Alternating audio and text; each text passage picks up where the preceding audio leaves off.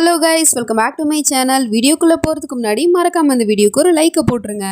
Last பார்ட்டில் சனம் மாமியாருக்கு எதிராக எல்லா ப்ரூஃபையும் கலெக்ட் பண்ணிக்கிட்டு ஆகில் கிட்ட எல்லா உண்மையும் சொல்கிறதுக்காக வந்துட்டுருப்பா. ஒரு வழியாக அவனையுமே பார்த்துட்டா. ஆகில், நான் உங்ககிட்ட ஒரு முக்கியமான விஷயத்தை பற்றி பேசணும்னு சொல்கிறா. கரெக்டாக அந்த நீலாம்பரியும் வந்துட்டு, என்னப்பா நீ இங்கே என்ன பண்ணிட்டு இருக்க? சனம், நீ வந்துட்டியாம்மா? அங்கே பிஸ்னஸ் பார்ட்னர் உனக்காக வெயிட் பண்ணிட்டு இருக்காங்க, போய் அவர்கிட்ட பேசுப்பான்னு சொன்னா. அம்மா, நான் கொஞ்சம் சனம் கிட்ட தனியாக பேசணும்னு சொல்கிறான். அட, எனக்கு புரியுதுப்பா, நீங்கள் ரெண்டு பேரும் புருஷன் பொண்டாட்டி டைம் ஸ்பெண்ட் பண்ணணும்னு நினைப்பீங்க. ஆனால் இப்போ அதுக்கு சரியான டைம் இல்லை இல்லையா? இப்போ எல்லாரும் வந்திருக்காங்க, போய் அவங்கள பாருப்பா அப்படின்னு சொல்லிட்டு அவனை அனுப்பி வச்சிடுறா. அதுக்கப்புறம் சனம் கிட்ட, பார்ட்டிக்கு ஒரு வேளை நீ வந்துட்டியா, நல்லா என்ஜாய் பண்ணிக்கோ, இது உன்னோட கடைசி பார்ட்டியாக கூட இருக்கலாம் அப்படிங்கிற மாதிரி சொல்லிட்டு அங்கிருந்து போயிடுறா. பெரியம்மா ஒரு வழியாக அந்த ஹோட்டலுக்கு வந்துட்டாங்க. உள்ளே போக முடியல. அப்போ கரெக்டாக அங்கே ரிஹான் வந்துட்டு முகத்தில் மாஸ்க் போட்டு மறைச்சிருக்காங்க. ஸோ அதனால் உள்ளே யார் இருக்கான்னு தெரியாது இல்லையா? அட, நீங்களும் பார்ட்டிக்குள்ளே தான் போயாகணுமா? சரி வாங்க, நானே உங்களை அழைச்சிட்டு போகிறேன் அப்படின்னு சொல்லிட்டு உள்ளே அழைச்சிட்டு போயிட்டு விட்டுட்டு, உங்களுக்கு ஏதாவது வேணும்னா என்னை கூப்பிடுங்க அப்படின்னு சொல்லிட்டு அவன் இங்கேருந்து போயிடுறான். அதுக்கப்புறம் பார்த்தா அந்த ரஷ்யாவுமே தங்கச்சிக்காரியை கூப்பிட்டுக்கிட்டு அந்த பார்ட்டிக்கு வந்துட்டா. அவளுமே ஏதோ ஒரு பிளான் போட்டு தான் இங்கே வந்திருக்கான்னு தெரியுது. பட் என்னன்னு தெரியல. நீ இங்கே இரு, நான் அதோ வந்துடுறேன்னு சொல்லிட்டு அவளை விட்டுட்டு போயிடுறா. பார்த்தா எதுதாப்லே இந்த பக்கம் சனம், அந்த பக்கம் செகர்னு சொல்லிட்டு வந்துட்டு இருக்காங்க. இதை தூரத்துலேருந்து பெரியம்மாவுமே பார்த்துடுறாங்க. தன்னோட ரெண்டு பொண்ணுங்களும் இப்படி வரதை பார்த்துட்டு அவங்களுக்கு ரொம்ப சந்தோஷமா இருக்கு. அப்படியே கையால் ரெண்டு பேரையும் கட்டி அணைச்சிக்கணும்னு தோணுது. அப்படியே ஆனந்த கண்ணீரே விட்டுடுறாங்க. அதுக்கப்புறமா சனம் ஆகில் கிட்ட பேசணும்னு சொல்லிட்டு அவன் அந்த பக்கமாக போயிடுறா. பார்த்தா ராகத்தும் ஹயாவுமே அந்த பார்ட்டிக்கு வந்துட்டாங்க. அவள் ஃபஸ்ட்டு பார்க்குறது அந்த செகரை தான்.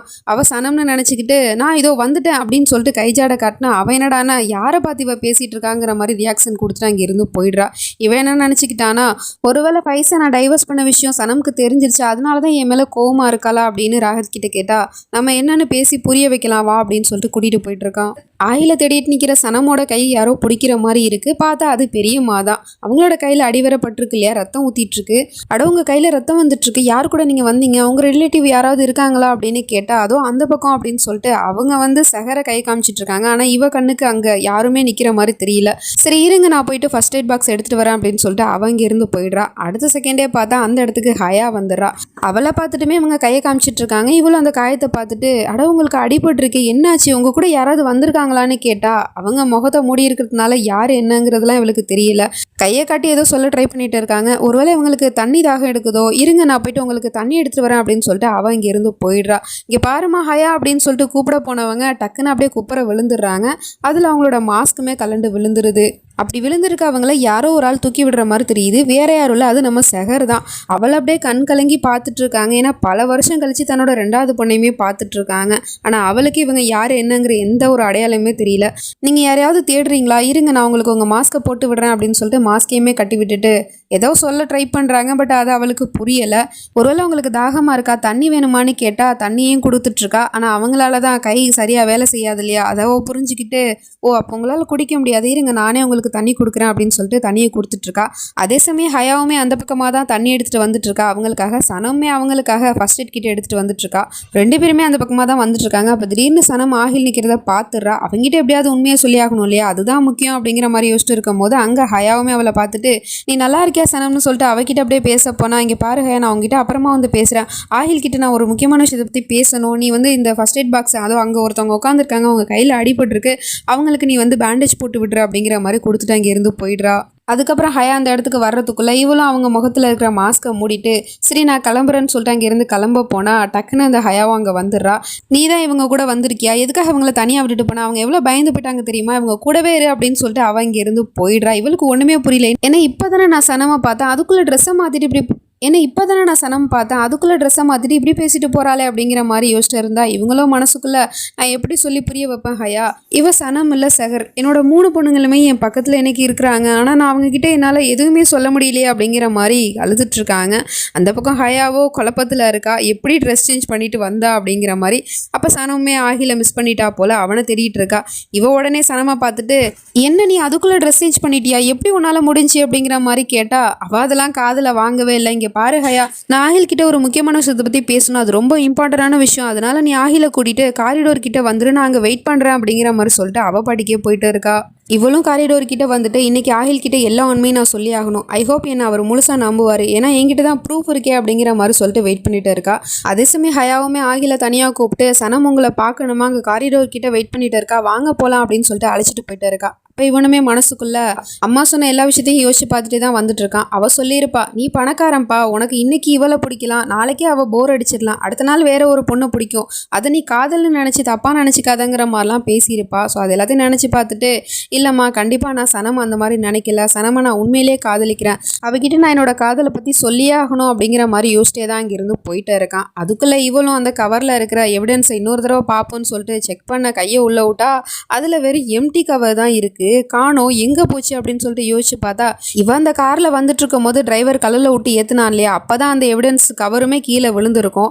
அதை இவளுமே குனிஞ்சு எடுத்திருப்பா. ஆனால் அந்த எவிடன்ஸ் பேப்பரு அந்த டைரி எல்லாமே அந்த காருக்குள்ளேயே விழுந்துருச்சு. இவ வெறும் கவரை மட்டும் தான் எடுத்துக்கிட்டு இங்கே வந்திருக்கா போல. ஸோ அதை யோசிச்சு பார்த்துட்டு, அப்படின்னா நான் கொண்டு வந்த ப்ரூஃப் அந்த கார்லேயே மாட்டிக்கிச்சா, இப்போ என்ன பண்ணுறது, நான் ப்ரூஃப் இல்லாமல் ஆகில் கிட்ட போயிட்டு எதையுமே சொல்ல முடியாது, அவர் என்ன நம்ப மாட்டாரே அப்படின்னு சொல்லிட்டு அந்த கவரை தூக்கி போட்டு விட்டு எரிஞ்சிட்டு இருக்கா. அப்போ தான் கரெக்டாக அந்த நீலாம்பரியும் அங்கே வந்துட்டு, என்னம்மா சனம், நீ ஆகில் கிட்ட என்ன சொல்லலாம்னு நினச்சிட்டு இருக்க, அவனோட அம்மா உன்னை கொல்ல பார்த்தான்னு சொல்ல போறியா, அப்படியே நீ சொன்னாலும் அவன் நம்புவானா என்ன, அவன் இந்த உலகத்தில் நம்புற ஒரே ஒரு ஆள்னா அது நான் மட்டும்தான் அப்படிங்கிற மாதிரி சொல்லிட்டு இருக்கா.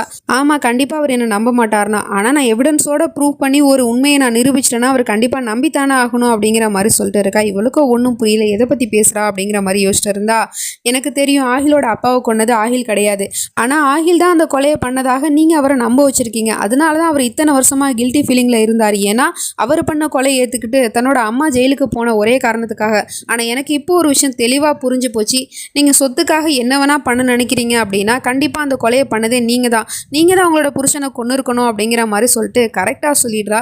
இவளுக்கு எப்படி இந்த உண்மையெல்லாம் தெரிஞ்சிச்சு அப்படிங்கிற மாதிரி முழிச்சிட்டு, ஆமாம் நான் தான் என்னோட புருஷனை கொண்டேன், எதுக்கு தெரியுமா, சொத்துக்காக தான், இப்போ நான் அதே சொத்துக்காக என்ன வேணாலும் பண்ணுவேங்கிற விஷயமும் உனக்கு தெரிஞ்சிருக்கணும் இல்லையா, எனக்கு இன்னைக்கு அந்த ப்ராப்பர்ட்டி பேப்பரில் ஆகில் சைனை போட்டாகணும், நீயும் தான் சைனை போட்டாகணும், ஒருவேளை அவனை சைனை போட விடாமல் நீ தடுத்த அப்படின்னா அவனை நான் கொல்ல கூட தயங்க மாட்டேன், சொத்துக்காக என் புருஷனே கொண்ட எனக்கு என் பையனை கொல்ல தெரியாதா, சொல்லப்போனால் அவன் நான் சுமந்து பெற்ற பையன் ஒன்றும் இல்லையா, அவனை கொல்றது எனக்கு ஒன்றும் பெரிய விஷயம் கிடையாது, அதனால உனக்கு இன்னும் 5 நிமிஷம் தான் டைம் இருக்குது, நல்லா யோசிச்சுக்கோ, உன் புருஷன்கிட்ட உண்மையை சொல்ல போறியா இல்லை அவனோட உயிரை காப்பாற்ற போறியாங்கிறத யோசிச்சுக்கோ அப்படிங்கிற மாதிரி சொல்லிட்டு அவன் இங்கிருந்து போயிடுறா.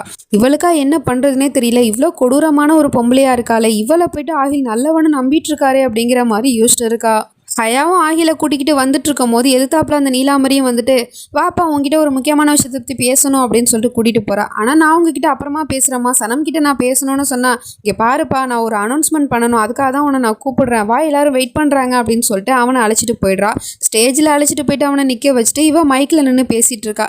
இன்றைக்கி இந்த ஹோட்டலோட செரிமனி மட்டும் இல்லை, இன்னொரு முக்கியமான விஷயத்தை பற்றி நான் உங்ககிட்ட சொல்லி ஆகணும். அது என்னன்னா, இந்த போபாலோட அடுத்த மகாராஜாவாக ஆக போகிறது ஆகில் ரஸா இப்ராஹிம், என்னோட பையன்தான் அப்படிங்கிற மாதிரி சொல்லிட்டு இருக்கா. அது மட்டும் இல்லாமல் ஆகில் உங்கள் எல்லாருக்கும் முன்னாடி ப்ராப்பர்ட்டி பேப்பரில் கையெழுத்து போட போகிறான், அதுவும் அவனோட மொத்த சொத்துக்களையுமே தன்னோட அம்மாவனை என் பேரில் அவன் எழுதி கொடுக்க போகிறான் அப்படிங்கிற மாதிரிலாம் சொல்லிட்டு அனௌன்ஸ்மெண்ட் பண்ணிட்டு இருக்கா.